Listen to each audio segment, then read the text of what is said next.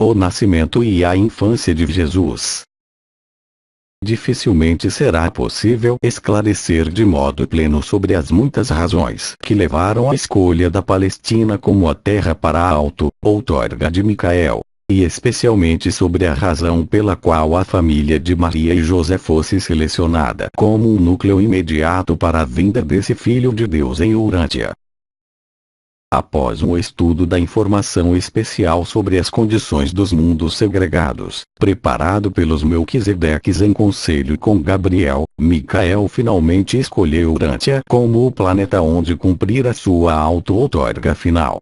Depois dessa decisão, Gabriel fez uma visita pessoal a Urântia e, pelo resultado do seu estudo dos grupos humanos e da sua pesquisa das características espirituais, intelectuais, raciais e geográficas do mundo e seus povos, ele decidiu que os hebreus possuíam aquelas vantagens relativas que garantiriam a sua seleção como a raça para a outorga. Depois que Micael aprovou essa decisão, Gabriel destacou a comissão familiar dos 12, selecionada dentre as mais elevadas personalidades deste universo, e despachou-a para Urântia, encarregando-a da tarefa de efetuar uma investigação sobre as famílias judaicas. Quando essa comissão terminou os seus trabalhos, Gabriel estava presente em Urântia e recebeu o informe que designava 3 casais com a perspectiva de poderem ser, na opinião dessa comissão, as famílias igualmente mais favoráveis à outorga em prospecto, para a encarnação projetada de Micael. Dos 3 casais apontados, a escolha pessoal de Gabriel recaiu sobre José e Maria. Em seguida ele fez a sua aparição pessoal a Maria, ocasião em que lhe comunicou as boas novas de que havia sido ela a escolhida para tornar-se a mãe terrena do menino outorgado. 1. José e Maria. José, o pai humanos de Jesus, Joshua ben José, era um hebreu entre os hebreus, embora trazendo muitos traços hereditários não-judeus, que vinham sendo adicionados à sua árvore genealógica, de tempos em tempos, pela linhagem feminina dos seus progenitores. A linhagem ancestral do pai de Jesus remontava aos dias de Abraão e, através desse venerável patriarca, remetia-se até as linhas mais antigas de hereditariedade, que se ligavam aos sumérios e noditas e, através das tribos meridionais dos antigos homens azuis, até Andom e Fonta. Davi e Salomão não estavam na linha direta dos antepassados de José, nem a sua linhagem ia diretamente a Adão. Os ancestrais imediatos de José eram trabalhadores em artefatos, construtores, carpinteiros, pedreiros e forjadores. José, ele próprio, era carpinteiro e mais tarde foi um empreiteiro. A sua família pertencia a uma longa e ilustre linhagem notável de gente comum, acentuada, aqui e ali, pelo aparecimento de indivíduos incomuns, que se haviam distinguido de algum modo e que estiveram ligados à evolução da religião em Urântia. Maria, a mãe terrena de Jesus, era descendente de uma longa linhagem de ancestrais singulares, que abrangia várias das mulheres mais notáveis na história das raças de Urântia. Embora Maria fosse uma mulher comum, dos seus dias e geração, dona de um temperamento bastante corriqueiro, ela contava entre os seus antepassados com mulheres bem conhecidas como Amon, Tamar, Ruth, Betsabá, Ansi, Cloa, Eva, Ente e Rata. Nenhuma mulher judia, daquela época, era de linhagem mais ilustre de progenitores e nenhuma remontava a origens mais auspiciosas. A uniformidade na linha dos ancestrais de Maria, e a de José, caracterizada pela predominância de indivíduos fortes mais comuns, era quebrada aqui e ali por várias personalidades que se destacavam na marcha da civilização e da evolução progressiva da religião. Do ponto de vista racial, não seria próprio considerar Maria como judia. Na cultura e na crença ela era judia, mas, pelos dons hereditários, era mais uma composição de sangue sírio, hitita, fenício, grego e egípcio, de modo que a sua herança racial era mais genérica do que a de José. de todos os casais que viviam na Palestina por volta da época da outorga projetada de Micael, José e Maria possuíam a combinação ideal de parentescos raciais abertos e de dons de personalidade acima do normal. Era plano de Micael aparecer na Terra como um homem comum, de modo tal que a gente comum o entendesse e o recebesse. E por isso é que Gabriel havia selecionado pessoas como José e Maria para tornarem-se os progenitores nessa outorga. 2. Gabriel aparece para Isabel. O trabalho da vida de Jesus em Urântia, na verdade, foi iniciado por João Batista. Zacarias, o pai de João, era um sacerdote judeu, enquanto a sua mãe, Isabel, era membro do ramo mais próspero do mesmo grande grupo familiar ao qual também pertencia Maria, a mãe de Jesus. Zacarias e Isabel, embora estivessem casados há muitos anos, não tinham filhos. Era já o final do mês de junho, do ano 8 AC, cerca de 3 meses após o casamento de José e Maria, quando Gabriel, certo dia, apareceu para Isabel, ao meio-dia, tal como mais tarde se apresentaria perante Maria. E Gabriel disse a ela: "O teu marido, Zacarias, está diante do altar em Jerusalém, enquanto o povo reunido ora pela chegada do Libertador, e eu, Gabriel, vim para anunciar que tu irás dentro em pouco conceber um filho que será o precursor do seu divino mestre, e chamarás de João ao teu filho. Ele crescerá dedicado ao Senhor seu Deus e, quando atingir a maturidade, ele alegrará o teu coração, porque conduzirá muitas almas para Deus, e também irá proclamar a vinda do Criador de almas do vosso povo e o Libertador do espírito de toda a humanidade. A tua prima Maria será a mãe desse menino prometido e eu também aparecerei diante dela." Essa visão amedrontou grandemente a Isabel. Depois da partida de Gabriel, ela repassou a experiência, revirando-a na sua mente, ponderando longamente sobre as palavras do majestoso visitante, mas não falou da revelação a ninguém, exceto ao seu marido, até que posteriormente afinal visitasse Maria, em princípios de fevereiro do ano seguinte. Durante 5 meses, contudo, Isabel guardou aquele seu segredo até mesmo do marido.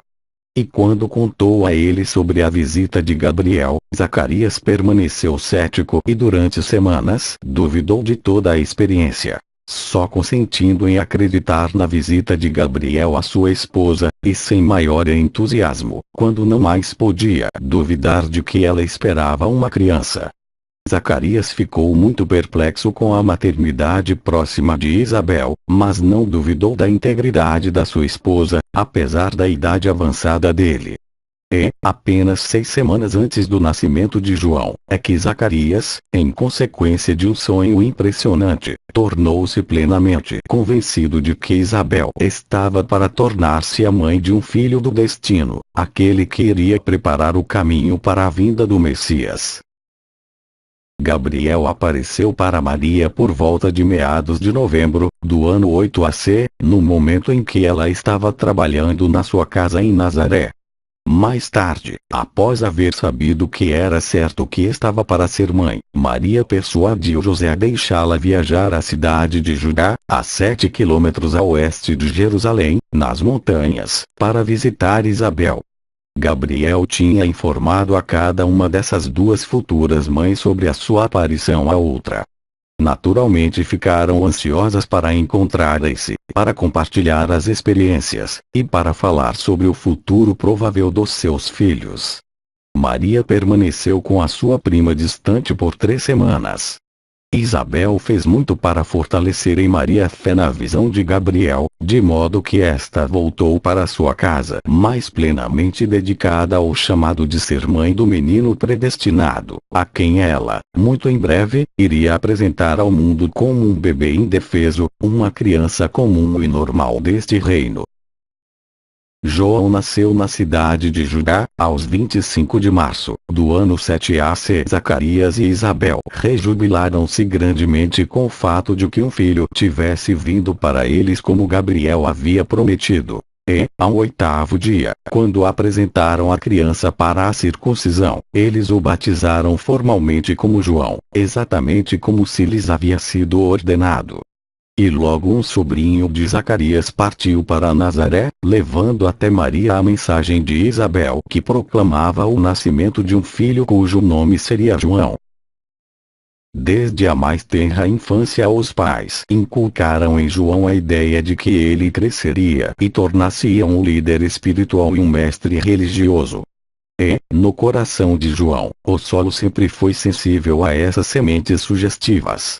Ainda quando criança o encontravam frequentemente no templo durante os ofícios do serviço do seu pai. E João ficava imensamente impressionado com o significado de tudo o que via.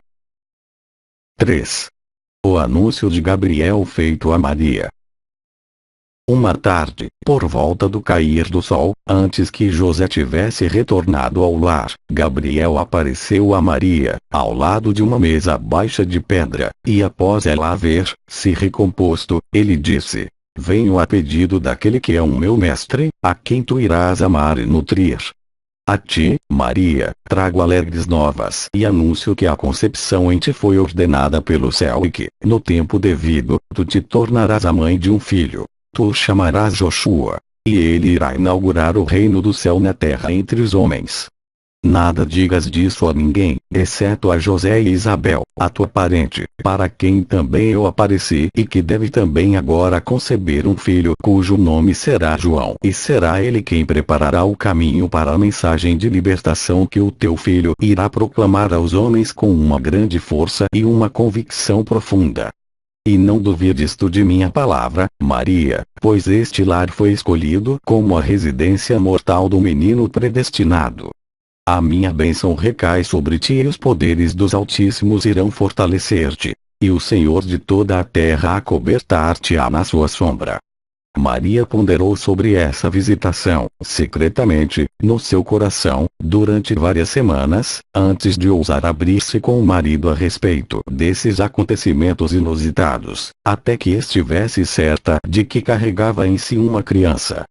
Ao escutar sobre tudo isso, ainda que grande fosse a sua confiança em Maria, José ficou muito perturbado e não pôde dormir por várias noites. A princípio José tinha dúvida sobre a visita de Gabriel. Depois, quando estava quase se persuadindo de que Maria tinha realmente ouvido a voz e visto a forma do mensageiro divino, José torturava-se ao pensar sobre como poderiam ser essas coisas. Como a progenie de seres humanos, poderia ser um filho com destino divino?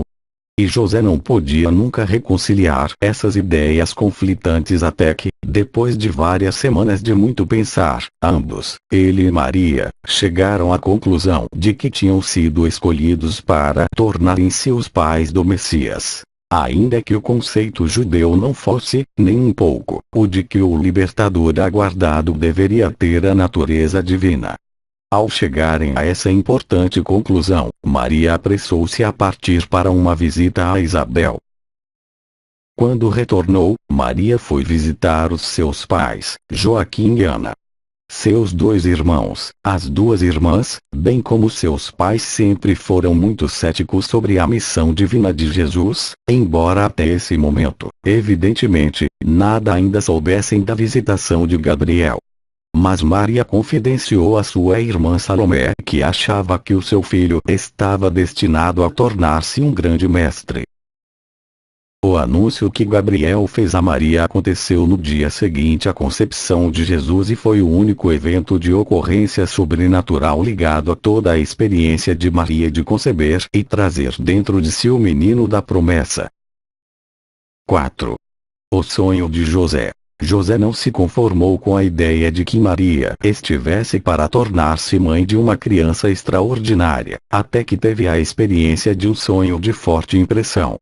Nesse sonho um mensageiro celestial brilhante apareceu a ele, entre outras coisas, disse: José, apareço sob o comando daquele que agora reina nas alturas. E tenho mandado de instruí-lo a respeito do filho que Maria irá gerar e que se tornará uma grande luz para o mundo. Nele estará a vida, e a sua vida tornar-se-á a luz da humanidade. Ele virá primeiro para o seu próprio povo, todavia poucos destes o receberão. Mas, a quantos o receberem, será revelado que são os filhos de Deus. Depois dessa experiência, José deixou totalmente de duvidar da história de Maria sobre a visita de Gabriel e sobre a promessa de que a criança que estava para nascer tornar-se-ia um mensageiro divino para o mundo. Em todas essas visitações nada foi dito sobre a casa de Davi. Nada jamais deixou transparecer que Jesus tornasse-ia o libertador dos judeus, nem mesmo que seria um Messias há muito esperado. Jesus não era um Messias tal como os judeus haviam antecipado, mas era o libertador do mundo. A sua missão não se dirigia apenas a um povo, era para todas as raças e povos. José não tinha a linhagem do rei Davi. Maria tinha mais ancestrais na linha de Davi do que José. Bem verdade é que José havia ido a Belém, cidade de Davi, para ser registrado no censo romano, mas isso aconteceu porque 6 gerações antes, o ancestral de José, naquela geração, sendo um órfão, tinha sido adotado por um certo Zadok, que era descendente direto de Davi. E por isso José podia ser também contado como sendo da casa de Davi. A maioria das chamadas profecias messiânicas, no Antigo Testamento, puderam ser aplicadas a Jesus, e sobretudo muito tempo depois que a sua vida na terra havia já sido vivida. Durante séculos, os profetas hebreus haviam proclamado a vinda de um libertador. E essas promessas tinham sido elaboradas por gerações sucessivas e referiam-se a um governante judeu que iria sentar-se no trono de Davi que, por meio dos métodos miraculosos de Moisés, estabeleceria os judeus na Palestina como uma nação poderosa, livre do domínio estrangeiro.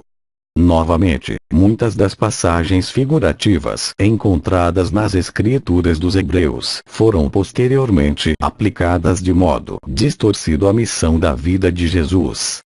Muitos dos dizeres do Antigo Testamento foram deformados de modo a parecerem adequar-se a algum episódio da vida do Mestre na terra.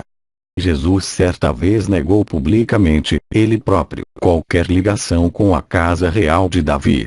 Até mesmo aquela passagem, uma jovem dará à luz um filho, foi levada a ser lida como sendo, uma virgem dará à luz um filho. Isso também é verdade sobre muitas das genealogias feitas, tanto de José quanto de Maria, as quais foram elaboradas depois da carreira de Micael na terra. Muitas dessas linhagens contêm bastante da linha ancestral do Mestre, mas no todo elas não são genuínas e nem confiáveis como sendo verdadeiras. Os primeiros seguidores de Jesus frequentemente sucumbiam à tentação de fazer com que todas as velhas expressões proféticas parecessem encontrar a sua realização na vida do seu Senhor e Mestre. 5. Os pais terrenos de Jesus. José era um homem de maneiras suaves, extremamente consciente e, de todos os modos, fiel às convenções e práticas religiosas do seu povo. Falava pouco, mas pensava muito. A condição sofrida do povo judeu causava muita tristeza em José. Na sua juventude, entre os seus 8 irmãos e irmãs, ele havia sido mais alegre, mas nos primeiros anos da sua vida de casado durante a infância de Jesus esteve sujeito a períodos de um desencorajamento espiritual leve. Essas manifestações do seu temperamento foram bastante atenuadas, um pouco antes da sua morte prematura, depois que a situação econômica da sua família melhorou, em consequência do seu progresso, quando passou, de carpinteiro, à posição de um próspero empreiteiro. O temperamento de Maria era completamente oposto ao do marido. Geralmente era alegre, muito raramente ficava abatida e possuía uma disposição sempre ensolarada. Maria permitia-se dar livre e frequente vazão à expressão dos seus sentimentos e emoções e nunca se sentira afligida, até a súbita morte de José. E mal se recuperara desse choque quando teve de enfrentar as ansiedades e perplexidades que se lançaram sobre ela, por causa da carreira extraordinária do seu filho mais velho, que se desenrolou muito rapidamente diante do seu olhar atônito. Mas, durante toda essa experiência inusitada, Maria manteve-se calma, corajosa e bastante sábia no seu relacionamento com seu estranho e pouco compreendido primogênito e com os irmãos e irmãs ainda vivos dele. Muito da doçura especial de Jesus e da sua compreensão compassiva da natureza humana, ele herdara do seu pai. O dom de ser um grande mestre e a sua imensa capacidade de indignar-se por retidão, ele herdara da sua mãe. Nas reações emocionais ao meio ambiente, na sua vida de adulto, Jesus era também como o seu pai meditativo e adorador, o que algumas vezes deixava transparecer tristeza, mas, mais frequentemente, ele conduzia-se de maneira otimista e com a disposição determinada da sua mãe. No conjunto, a tendência era de que o temperamento de Maria dominasse a carreira do Filho Divino, durante o seu crescimento e nos passos decisivos da sua carreira adulta. Jesus era uma mistura dos traços dos seus pais, em algumas das suas atitudes. Em outras ele demonstrava mais as características de um deles do que as do outro. De José, Jesus tinha a educação estrita nos usos dos cerimoniais judeus e o conhecimento excepcional das escrituras dos hebreus. De Maria, ele trazia um ponto de vista mais amplo da vida religiosa e um conceito mais liberal da liberdade espiritual pessoal. As famílias de ambos, José e Maria, eram bem instruídas para a sua época. José e Maria haviam sido educados muito acima da média da sua época, considerando a sua situação social. Ele, um homem de muito pensar, e ela, uma mulher planejadora, dotada de adaptabilidade e prática na execução imediata das coisas. José era moreno, de olhos negros, e Maria era do tipo quase louro, de olhos castanhos. Tivesse José vivido mais e ter-se-ia tornado, indubitavelmente, um crente firme na missão do seu filho mais velho.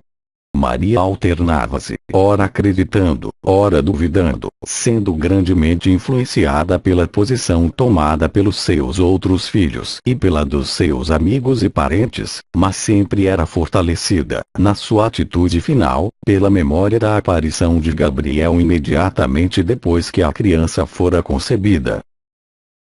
Maria era uma hábil tecelã e possuía uma habilidade acima da média na maioria das artes caseiras da época. Era uma boa dona de casa e muito caprichosa no forno. Tanto José quanto Maria eram bons educadores e cuidaram para que os seus filhos se tornassem bem versados nos ensinamentos da época. Quando ainda rapaz, José tinha sido empregado do pai de Maria no trabalho de construir uma extensão da sua casa. E, quando Maria trouxe a José um copo de água, durante a refeição do meio-dia, foi que realmente aqueles dois, destinados a ser os pais de Jesus, começaram a fazer a corte um ao outro. José e Maria casaram-se de acordo com os costumes judeus, na casa de Maria, nas proximidades de Nazaré, quando José tinha 21 anos de idade. Esse casamento concluiu um noivado normal que durou quase 2 anos. Pouco depois se mudaram para a casa em Nazaré, que havia sido construída por José com a ajuda de 2 dos seus irmãos. A casa situava-se ao pé de uma elevação que dominava, de modo encantador, a paisagem do campo. Nessa casa, especialmente preparada, esses jovens pais, na expectativa de dar as boas-vindas ao menino prometido, não sabiam que aquele evento, memorável para todo um universo, estava para acontecer enquanto eles estivessem fora de casa, em Belém, na Judéia. A parte maior da família de José converteu-se aos ensinamentos de Jesus, mas pouquíssimos entre os da gente de Maria acreditaram nele, antes que ele deixasse este mundo. José inclinava-se mais para o conceito espiritual de um Messias esperado, mas Maria e a sua família, especialmente o seu pai, ativeram-se à ideia de que o Messias seria um libertador temporal e um governante político. Os ancestrais de Maria haviam se identificado manifestamente com as atividades dos macabeus ainda recentes naqueles tempos. José apegava-se vigorosamente ao ponto de vista oriental, ou babilônico, da religião judaica. Maria inclinava-se fortemente para a interpretação ocidental, ou helenista, mais liberal e aberta, da lei dos profetas. 6.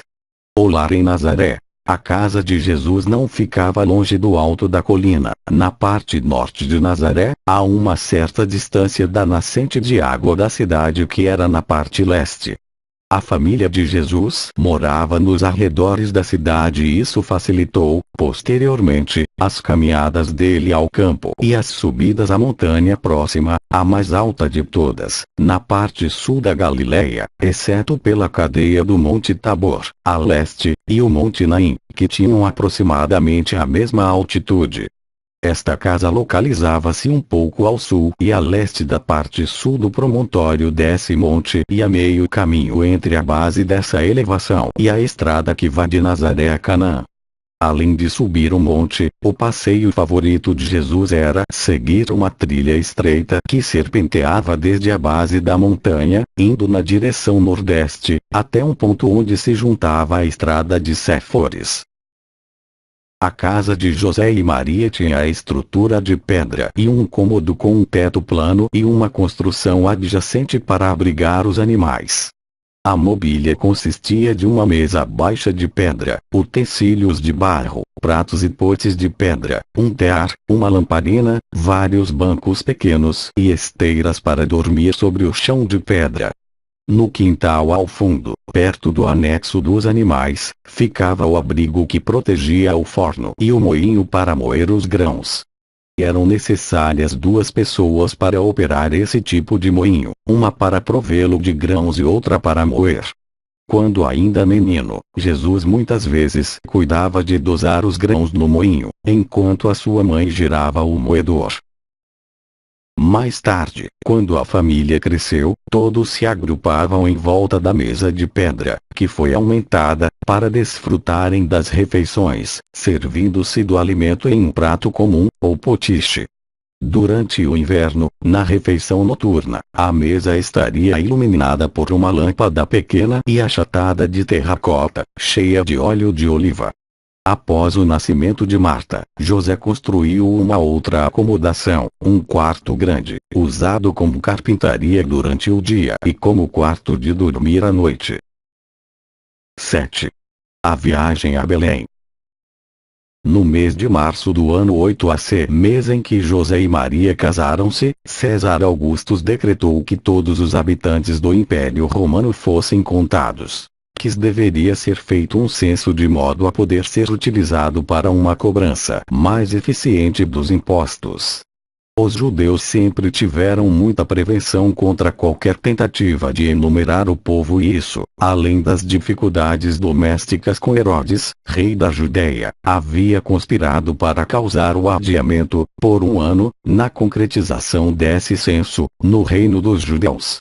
Em todo o Império Romano esse censo ficou registrado no ano 8 AC, exceto no reino de Herodes, na Palestina, onde foi feito um ano mais tarde, no ano 7 AC. Não se fazia necessário que Maria fosse a Belém fazer esse registro. José estava autorizado a efetuar o registro por toda a sua família. Mas Maria, sendo uma pessoa dinâmica e ousada, insistiu em acompanhá-lo. Ela temia que, sendo deixada sozinha, a criança nascesse enquanto José estava ausente. Belém não sendo longe da cidade de Judá, Maria previu a possibilidade de uma agradável visita à sua parenta Isabel. José praticamente proibiu Maria de acompanhá-lo, mas foi inútil.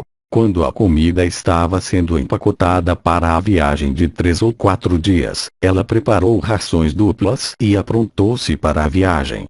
E, antes que saíssem de fato, José já se havia acostumado com a ideia de Maria ir junto e então, alegremente, eles partiram de Nazaré ao alvorecer do dia. José e Maria eram pobres e, como tivessem apenas um burro de carga, Maria cavalgava o animal, estando já adiantada na gravidez, junto com as provisões, enquanto José caminhava guiando o animal. A construção e a manutenção de uma casa havia sido um grande peso para José, pois ele devia também contribuir para a sobrevivência dos seus pais, já que o seu pai recentemente tinha se tornado incapacitado para tal. E assim o casal judeu partiu da sua humilde casa, na manhã de 18 de agosto, do ano 7 AC, para a sua viagem a Belém. No seu primeiro dia de viagem, eles contornaram os contrafortes ao sopé do Monte Gilboa, onde passaram a noite, acampados à margem do Jordão. Ali, eles perguntaram a si próprios, profundamente, sobre a natureza do filho que nasceria deles. José aderindo ao conceito de um mestre espiritual e Maria sustentando a ideia de um Messias judeu, um libertador da nação hebraica. Cedo, na brilhante manhã de 19 de agosto, José e Maria estavam de novo a caminho. Tomaram a sua refeição do meio-dia junto ao pé do Monte Sartaba, que domina o Vale do Jordão, e continuaram viagem chegando a Jericó à noite, onde pararam em uma hospedaria na estrada nos arredores da aldeia. Depois da refeição e de muita discussão sobre a opressão do governo romano, sobre Herodes, sobre os registros do recenseamento e a influência relativa de Jerusalém e Alexandria como centros da cultura e ensino judeus, os viajantes de Nazaré retiraram-se para o repouso noturno. Bem cedo, pela manhã do dia 20 de agosto, retomaram a sua viagem e alcançaram Jerusalém antes do meio-dia. Visitaram o templo e tomaram, de novo, o seu caminho para chegar a Belém bem no meio da tarde. O albergue estava superlotado e José, então, procurou um alojamento entre os parentes distantes, mas todos os quartos em Belém encontravam-se repletos. Ao retornar em praça na frente do albergue, José foi informado de que os animais dos estábulos das caravanas, construídos nos flancos do rochedo e situados exatamente abaixo do albergue, haviam sido retirados e que tudo estava limpo exatamente para receber os hóspedes. Deixando o asno na área à frente do albergue, José colocou sacos de roupas e provisões sobre os seus ombros e desceu, com Maria, os degraus de pedra, até os alojamentos de baixo. Viram-se instalados naquilo que era uma sala de estocagem de grãos, na frente dos estábulos e das manjedouras. Cortinas de tendas haviam sido dependuradas e eles se deram por muito felizes de terem alojamentos tão confortáveis. José havia pensado em registrá-los logo em seguida, mas Maria achava-se cansada, bastante extenuada mesmo, e suplicou-lhe que permanecesse com ela e ele ficou ali. 8. O nascimento de Jesus. Durante toda essa noite Maria estivera inquieta, de forma que nenhum dos dois dormiu muito. Ao amanhecer, as pontadas do parto já estavam bem evidentes e, no dia 21 de agosto do ano 7 AC, ao meio-dia, com a ajuda e as ministrações carinhosas de mulheres viajantes amigas, Maria deu à luz um pequeno varão. Jesus de Nazaré havia nascido para o mundo. Encontrava-se enrolado nas roupas que Maria tinha trazido consigo, para essa contingência possível, e deitado em uma manjedoura próxima. Da mesma forma que todos os bebês tinham vindo ao mundo até então e viriam desde então, nasceu o menino prometido e, ao 8º dia, conforme a prática judaica, foi circuncidado e formalmente denominado Joshua Jesus. No dia seguinte ao nascimento de Jesus, José fez o seu registro. Encontrando-se então com um homem com quem haviam conversado 2 noites atrás, em Jericó, foi levado por ele até um amigo abastado que possuía um quarto na pousada e este homem se dispôs, com prazer, a trocar de quartos com o casal de Nazaré. Naquela tarde eles se mudaram para a pousada, onde ficaram por quase 3 semanas, até que encontraram hospedagem na casa de um parente distante de José. Ao 2º dia após o nascimento de Jesus, Maria enviou uma mensagem a Isabel dizendo que o seu filho havia chegado e recebeu em resposta um convite feito a José, para ir a Jerusalém, a fim de falar de todos os assuntos com Zacarias. Na semana seguinte, José foi a Jerusalém para conversar com Zacarias. Zacarias e Isabel achavam-se ambos sinceramente convencidos de que Jesus estava destinado a se tornar o libertador judeu, o Messias. E que João, o filho deles, seria o seu principal colaborador, o braço direito no seu destino. E, já que Maria compartilhava dessas mesmas ideias, não foi difícil convencer José a permanecer em Belém, a cidade de Davi, para que Jesus pudesse crescer e se tornar o sucessor de Davi no trono de todo Israel. Desse modo, permaneceram eles em Belém por mais de um ano, tendo José se dedicado ao seu ofício de carpinteiro durante esse tempo. No dia do nascimento de Jesus, ao meio-dia, os serafins de Urântia, reunidos com os seus diretores, cantaram hinos de glória sobre a manjedoura de Belém, mas esses cânticos de glória não foram escutados por ouvidos humanos. Nenhum pastor, nem quaisquer outras criaturas mortais vieram prestar a sua homenagem ao menino de Belém, até o dia da chegada de certos sacerdotes de Ur, que haviam sido enviados de Jerusalém por Zacarias. A esses sacerdotes da Mesopotâmia havia sido contado, há algum tempo, por um estranho professor religioso, do país deles, o qual em um sonho havia sido informado de que a luz da vida estava a ponto de aparecer sobre a terra, na forma de um menino, entre os judeus. E os 3 sacerdotes partiram, pois, em busca dessa luz da vida.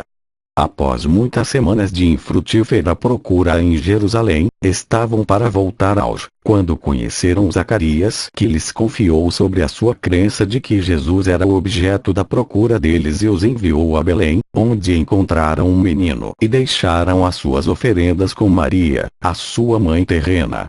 A criança estava então com quase 3 semanas de idade à época da visita deles. Esses sábios homens não tiveram nenhuma estrela a guiá-los para Belém.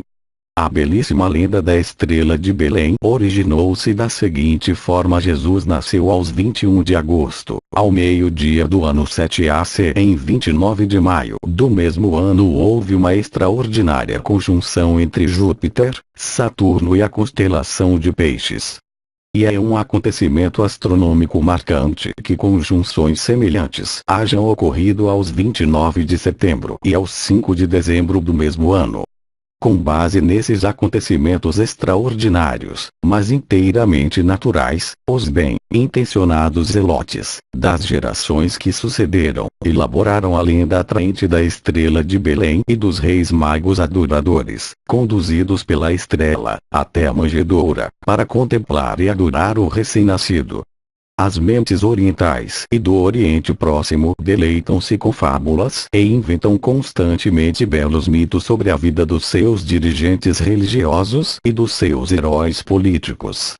Na falta de uma imprensa, quando a maior parte do conhecimento humano se transmitia, de uma geração a outra pela palavra saída da boca, era muito fácil que os mitos se tornassem tradição e que as tradições finalmente acabassem aceitas como fatos. 9.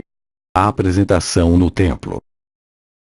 Moisés havia ensinado aos judeus que todos os filhos primogênitos pertenciam ao Senhor e que, em lugar do seu sacrifício, como era costume entre as nações pagas, esse filho poderia viver desde que os seus pais o redimissem com o pagamento de 5 moedas a qualquer sacerdote autorizado.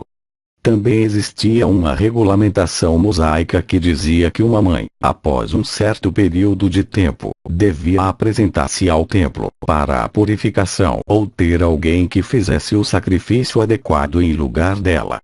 Era costumeiro que tais cerimônias ocorressem ambas ao mesmo tempo.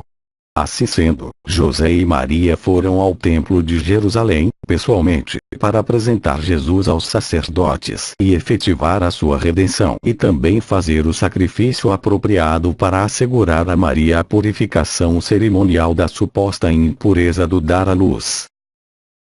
Nas cortes do templo estavam frequentemente presentes 2 figuras dignas de nota: Simeão, um cantor, e Ana, uma poetisa. Simeão era da Judeia e Ana, da Galileia. Esses dois estavam quase sempre juntos e ambos eram íntimos do sacerdote Zacarias, que havia confiado o segredo de João e Jesus a eles. E, tanto Simeão quanto Ana, ansiavam pela vinda do Messias e a sua convicção em Zacarias levara-os a acreditar que Jesus fosse o libertador esperado do povo judeu. Zacarias sabia o dia esperado para José e Maria aparecerem no templo com Jesus. E acertou com Simeão e Ana, antecipadamente, que indicaria, com a saudação da sua mão levantada, qual, na procissão das crianças recém-nascidas, era Jesus.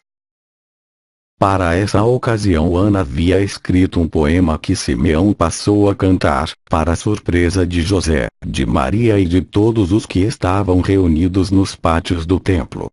E o hino deles, para a redenção do filho primogênito, foi assim: Abençoado seja o Senhor, Deus de Israel, que nos visitou e trouxe a redenção ao seu povo.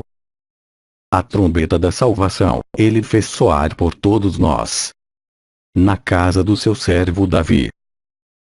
Assim como falou da boca dos seus sagrados profetas. Salvação dos nossos inimigos e da mão de todos aqueles que nos odeiam. Para mostrar misericórdia para com os nossos pais, na lembrança da sua santa aliança. O juramento que fez a Abraão, nosso pai, de conceder-nos que nós, sendo libertados da mão dos nossos inimigos, pudéssemos servir a ele sem temores, em santidade e retidão perante ele, por todos os nossos dias. E que tu, assim, menino prometido, sejas chamado de profeta do Altíssimo. Porque irás, diante do semblante do Senhor, estabelecer o seu reino. Dar conhecimento da salvação a seu povo, em remissão dos seus pecados. Regozijemos com a doce misericórdia do nosso Deus, porque veio nos visitar a aurora do alto, para resplandecer sobre aqueles que estão nas trevas e na sombra da morte, para guiar os nossos pés nos caminhos da paz. E, pois, deixemos agora o vosso servo partir em paz, ó Senhor, conforme a vossa palavra. Pois os meus olhos viram já a vossa salvação, que por vos foi preparada diante da vista de todos os povos. Luz que resplandece para esclarecimento mesmo até dos gentios, e para a glória do nosso povo de Israel. De volta a Belém, José e Maria permaneceram em silêncio, confusos e intimidados. Maria encontrava-se bastante perturbada pelas palavras de despedida de Ana, a poetisa anciã, e José não se sentia bem em harmonia com aquele esforço prematuro de fazer de Jesus o Messias prometido do povo judeu. 10. Herodes age. Os informantes de Herodes, todavia, não permaneceram inertes. Quando reportaram a ele sobre a visita dos sacerdotes de Ur e Belém, Herodes convocou esses caldeus a aparecerem diante de si. E, insistente, ele inquiriu a esses homens sábios sobre o novo rei dos judeus, mas eles deram-lhe pouca satisfação, explicando apenas que o menino nascera de uma mulher que viera a Belém com seu marido para comparecer ao censo. Herodes, não satisfeito com essa resposta, despediu-os, dando-lhes uma bolsa de dinheiro, e mandou-lhes que encontrassem a criança para que também ele pudesse ir lá e adorá-la, já que eles haviam declarado que o reino dela devia ser espiritual, não temporal.